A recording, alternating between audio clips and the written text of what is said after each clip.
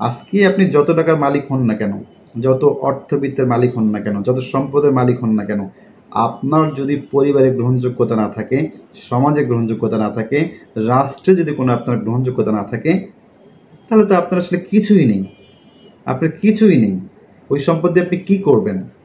আপনার দিকে যখন মানুষ ফিরেও তাকায় না, তখন আপনি আসলে কী দেখাবেন মানুষকে?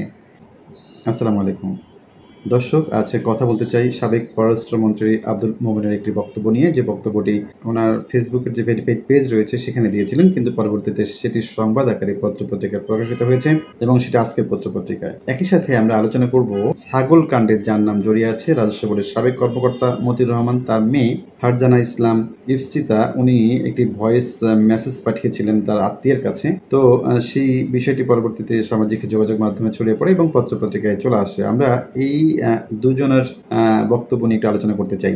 শুরুতেই আলোচনা করতে চাই যিনি বাংলাদেশের সাবেক পররাষ্ট্রমন্ত্রী ছিলেন আব্দুল মোমেন। উনি ওনার ফেসবুক ভেরিফাইড পেজে আজকে লিখিয়েছেন যে দুর্নীতিগ্রস্ত কর্মকর্তাদের সম্পদ বাজেয়াপ্ত করা উচিত।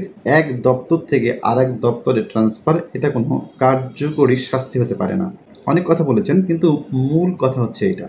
উনি বলেছেন যে দুর্নীতিগ্রস্ত কর্মকর্তাদের সম্পদের সঠিক হিসাব বের করে সেগুলো বাজেয়াপ্ত করা উচিত, তারপরে নিলামে দেওয়া উচিত। আমি তার বক্তব্যটি নিয়ে আলোচনা করতে উৎসাহ বোধ করছি এই জন্যই, দেখুন এই মানুষটি যখন পররাষ্ট্রমন্ত্রী ছিলেন তো উনি বিভিন্ন সময়ে বিভিন্ন ধরনের বেফাঁস মন্তব্যের জন্য কিন্তু তিরস্কৃত হয়েছিলেন।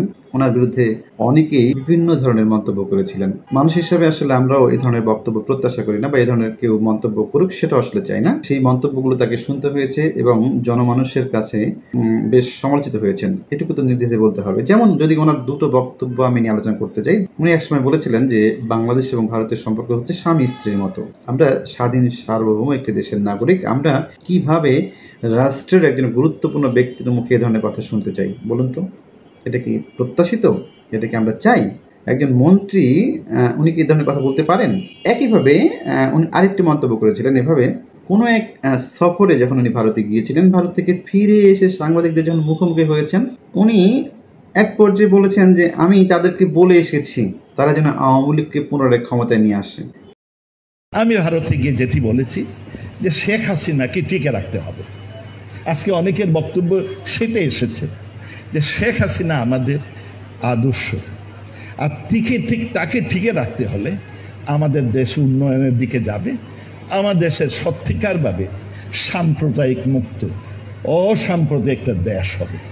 সেই জন্য শেখ হাসিনা টিকে রাখার জন্যে যা যা করার আমি ভারতবর্ষ সরকারকে সেটা অনুরোধ করেছি। মানে তার কথাগুলো বাংলাদেশের স্বাধীনতার সাথে সাংঘর্ষিক, বাংলাদেশের সার্বভৌমত্বের সাথে সাংঘর্ষিক। এই কারণেই উনি অনেক নিন্দিত হয়েছিলেন মানুষের কাছে।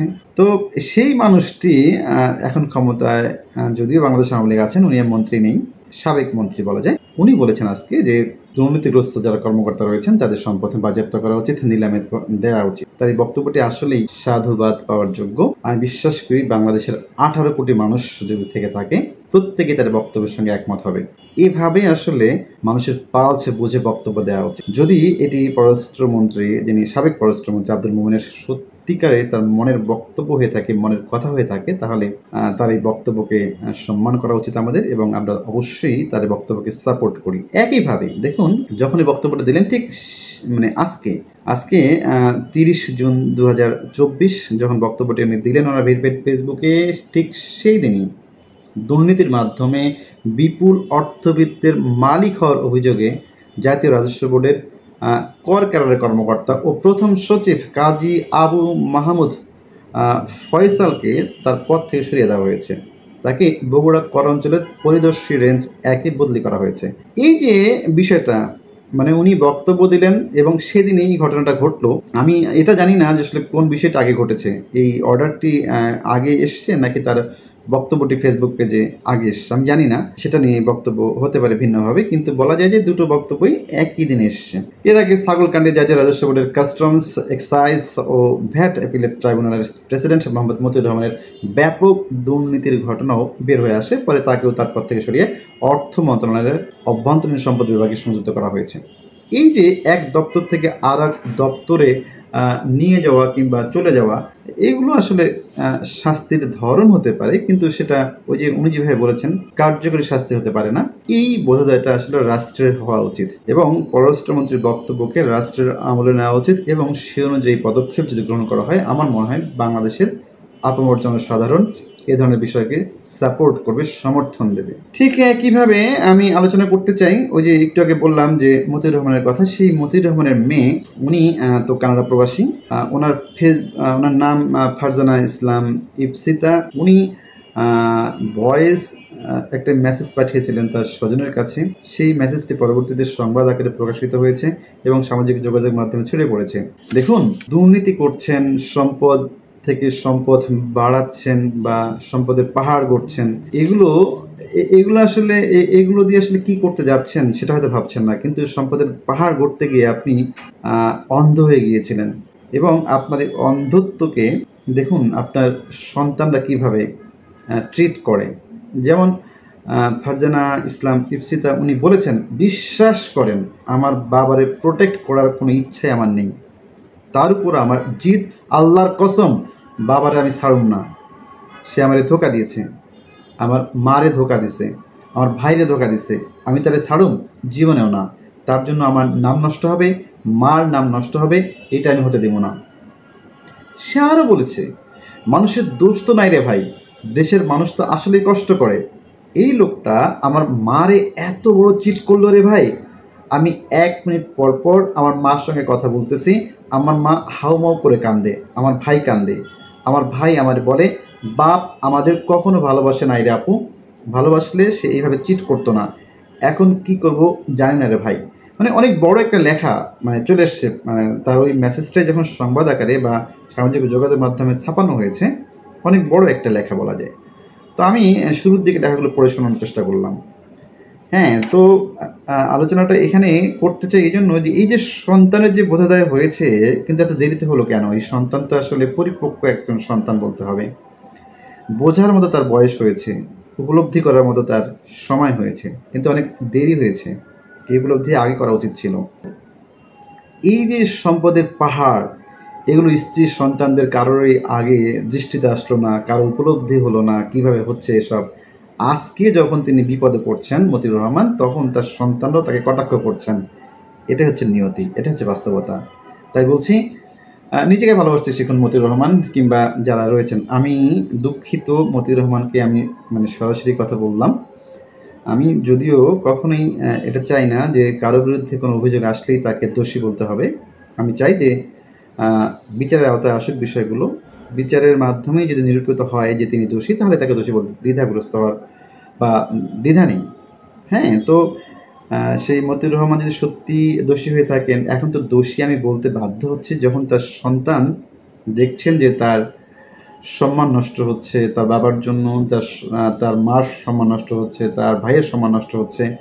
তার মানে তার সন্তান উপলব্ধি করতে পেরেছেন যে বাবার অবৈধ আয়ের বিষয়গুলো যেগুলো আলোচনা এসছে, যেগুলো নিয়ে আলোচনা হচ্ছে, সেগুলোর মধ্যে আসলে কোনো সমস্যা রয়েছে। যদি তার সন্তানের বক্তব্যটাই আমি ধরে নিই, তাহলে কিন্তু বলতেই হচ্ছে যে মতিউর রহমান হয়তো কোনো না কোনোভাবে এইসব অপকর্মের সঙ্গে লিপ্ত ছিলেন। তো আমি এখানে আরেকজনের প্রসঙ্গ নিয়ে আসতে চাই, একটু যোগ করতে চাই। দেখুন, বেনজির কাণ্ডের ঘটনা কিন্তু কিছুদিন আগে দেশ জুড়ে আলোড়ন সৃষ্টি করেছিল। একজন বেনজির আসলে মানে বলা যায় যে একটি জেলা কিনার মতো অবস্থা, তাই না? এত সম্পদ দিয়ে আসলে কী হবে? যেখানেই মানে খোঁজা হচ্ছে তার সম্পদ, সব জায়গাতেই, গোপালগঞ্জ বলেন, এদিকে মানে বিভিন্ন যে আবাসন প্রকল্পগুলো রয়েছে সেখানে কোথায় নেই তার সম্পদ, বসুন্ধরায় বলেন, মানে সম্পদের ছড়াছড়ি, এত সম্পদ। মানে এখানে কিন্তু এই কথাটি আসতে হবে। দেখুন, স্ত্রী সন্তান কারোর উপলব্ধি হলো না এতদিন যে এইসব মানে অবৈধ যে আয়, এগুলোর স্বাদ যে আসলে অতটা সুমিষ্ট হবে না, এর তিক্ততা নিয়ে যেভাবে দেশ ছাড়তে হবে, এটা তারা আসলে কখনো কল্পনাও করেনি। কিন্তু এটা আসলে কল্পনায় আসা উচিত ছিল, তাই না? আপনি অপকর্ম করেই যাচ্ছেন, ভাবছেন দেখার কেউ নাই।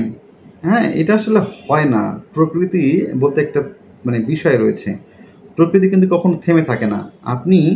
আপনি যতই অপকর্ম করুন না কেন, প্রকৃতি তার নিয়মেই চলবে এবং প্রকৃতি যেটা করে, প্রকৃতি যেভাবে যায়, প্রকৃতি যে নিয়মটাকে ফলো করে, সেটা আসলে যথার্থ। আপনি প্রকৃতির বিচারেই দেখুন আজকে দেশ ছাড়া।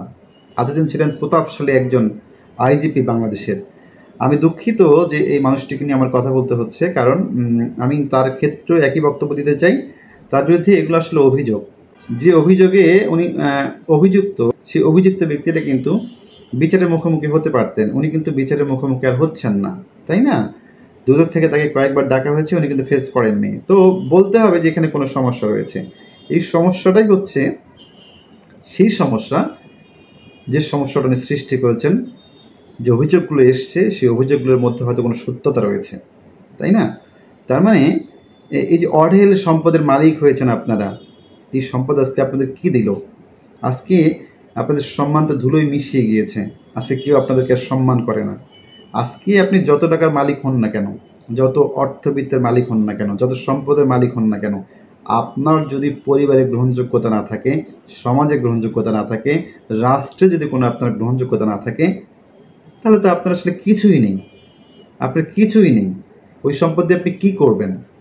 আপনার দিকে যখন মানুষ ফিরেও তাকায় না, তখন আপনি আসলে কি দেখাবেন মানুষকে? মানে মানুষ তো আসলে আপনার দিকে যে ঘৃণাও প্রকাশ করতে চায় না, তাই না? তো আসলে তখন তো আসলে আপনি হেরে গেলেন। এই যে পরাজয়টা, এই পরাজয়ের জন্য আসলে অনেক আগে থেকে প্রস্তুত থাকা উচিত ছিল। দর্শক, আজ এ পর্যন্তই।